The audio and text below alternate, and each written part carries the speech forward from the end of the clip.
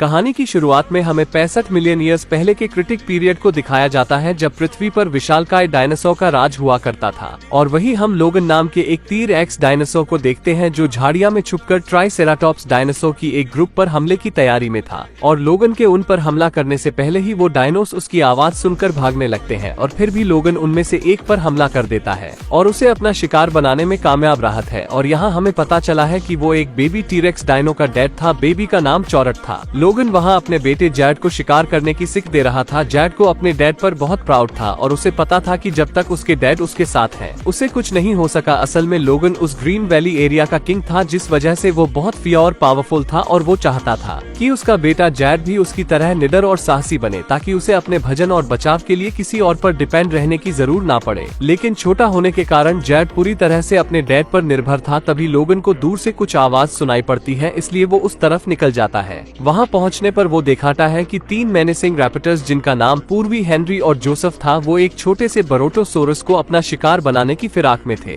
क्योंकि उसकी मॉम की डेथ उसके सामने ही हो चुकी थी। और बेब्स और लाचारी समझकर वो रैप्टर्स उस बेबी को भी मारने वाले थे। पर उतने में लोगन वहाँ पहुंचकर उस बच्चे को बच्चा लेता है। वो उन रैप्टर्स के उसके किंगडम की शांति भंग करने के कारण उन पर बहुत गुस्से में होता है। और उतने में वहाँ उन रैप्टर्स का बॉस फैंग आ जाता है। उसे देखकर जैड डर कर छुप जाता है। लोगन फैंग से कहता है कि मेरे किंगडम में रहने के कुछ रूल्स हैं, जो इस जगह की शांति बनाए रखना के लिए जरूरी है, इसलिए मेरे बिना परमिशन